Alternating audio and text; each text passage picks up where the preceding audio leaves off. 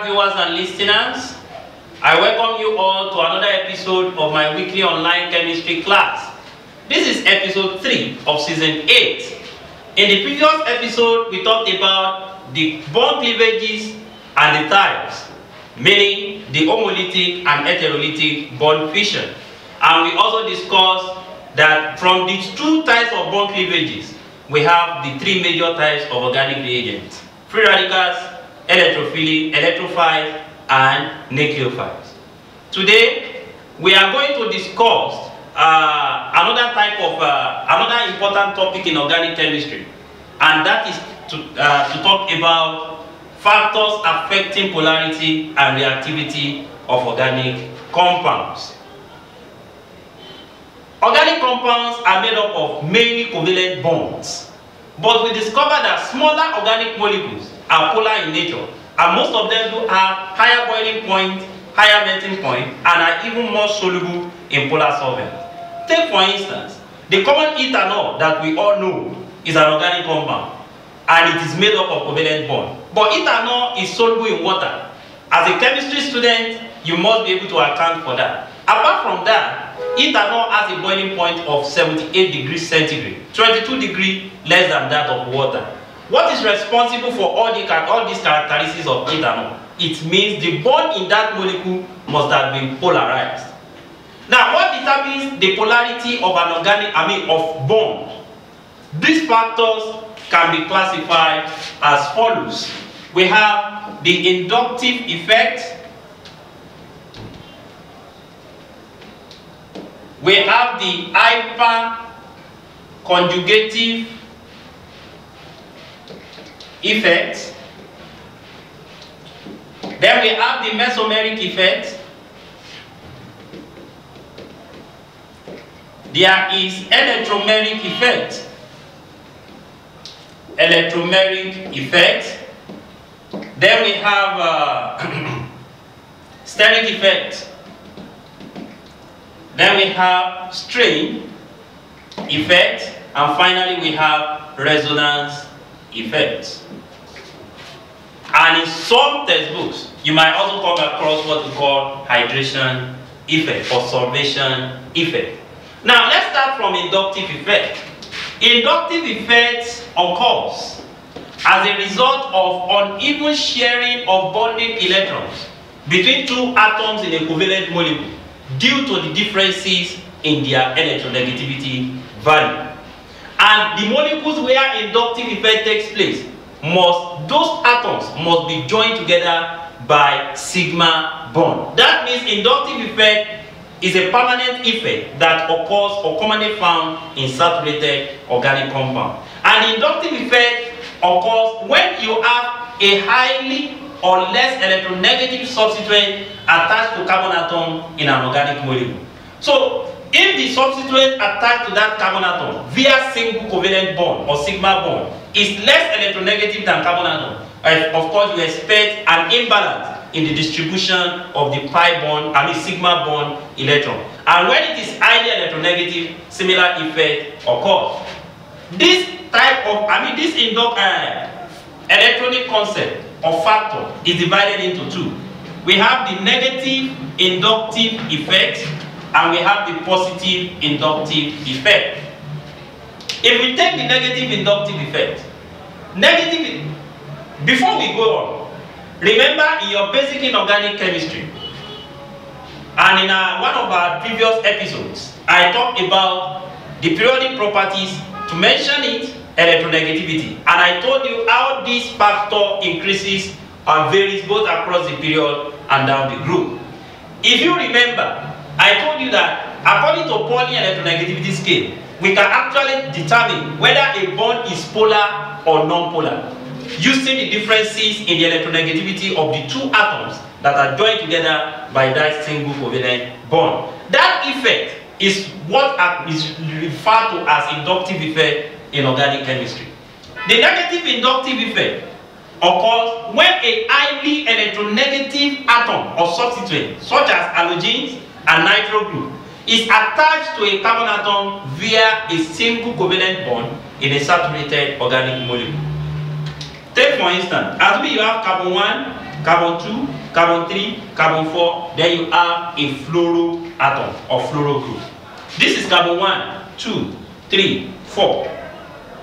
Fluorine is more electronegative than carbon atom. So you expect the bonding electron between this fluorine atom and this carbon atom to move more closer to fluorine because it has higher electron affinity than carbon atom. Although it is a covalent bond, and the bond is formed when the two atoms donated one electron each to share. But because the fluorine is more electronegative than carbon, the bonding electrons are more closer to fluorine atom than carbon atom. So in this case, the fluorine atom will have a partial negative charge, while the carbon atom will have a partial positive charge. You can compare that to fluoride ion. In fluoride ion, the bonding electrons are taken away completely by the fluorine atom. But here, the effect occurs in the molecule, and it's temporary, or it is permanent, whatever. So here, the fluorine atom will have a partial negative charge, while the carbon atom 1 will have a partial positive charge. So there is partial polarity in the molecule, although the molecule is a covalent molecule. So this can affect or attract anything that also has partial negative positive charges, while this can affect anything that attracts something that has partial negative charge. So in this molecule, what brings about polarity of this bond is what we call negative inductive effect. Another name for negative inductive effect is electron withdrawing effect. So is either you call it negative inductive or electron withdrawing effect. Now, because the carbon atom 2 is attached to carbon 1, where the effect is taking place, the carbon 2 will also feel the effect, but less compared to carbon 1 that is directly attached to the electron withdrawing group. So in that case, that we have partial positive, partial positive. The carbon 3 will also feel it, but we feel it less compared to carbon 2. So you have something like this, while carbon 4 will not feel it at all. So number 1, you should note that the negative or inductive effect takes place in saturated bond, and it involves sigma bond electron, sigma bonding electron.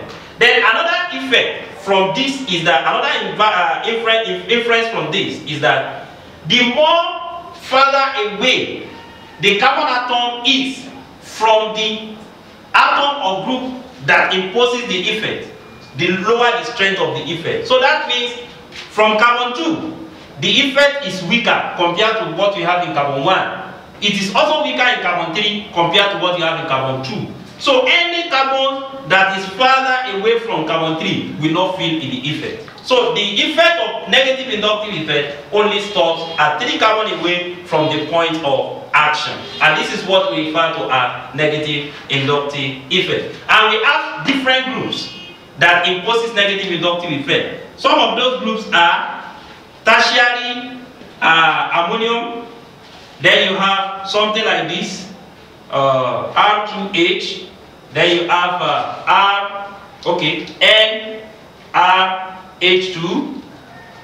Then you have something like this, fluoro, chloro, bromo, iodo, carboxy group, and so on and so forth. And they can be arranged, even nitro group is an electron withdrawing group, and this can be arranged based on their electronegativity value.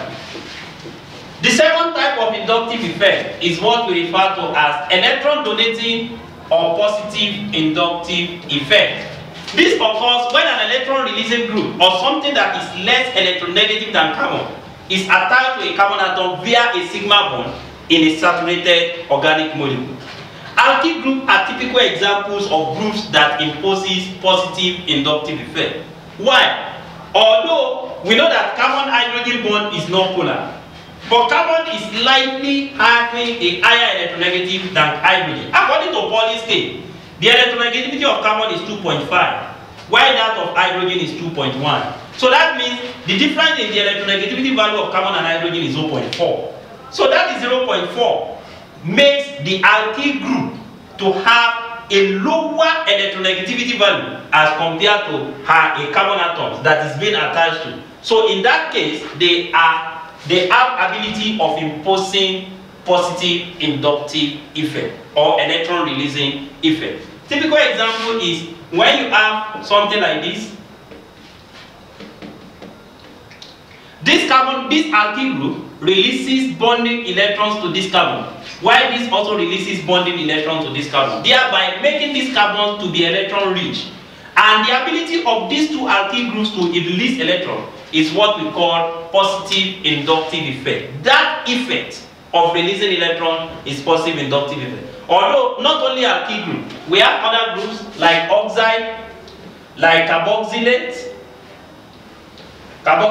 ion, alkyl group, then at times hydroxyl group, which also releases electron. So the positive inductive effect, as I said earlier, whether positive or negative, usually affect the polarity of a molecule and at the same time determines their physical and chemical properties. We are going to discuss that some other time. But take note of the fact that alkyl groups are typical groups that imposes positive inductive effect, while halogens are typical groups that imposes negative inductive effect. And the higher the electronegativity of the electron withdrawing group, the more the effect. So fluorine is having a higher capability of imposing negative inductive effect than chlorine, which is higher than that of bromine. So that means when fluorine atom is bonded to a carbon atom in an organic molecule, that molecule will be much more polar than the same molecule having chlorine instead of bromine, as a result of differences in their electronegativity. And this inductive effect, the negative inductive, the inductive effect to be precise, determines the reactivity of some compound.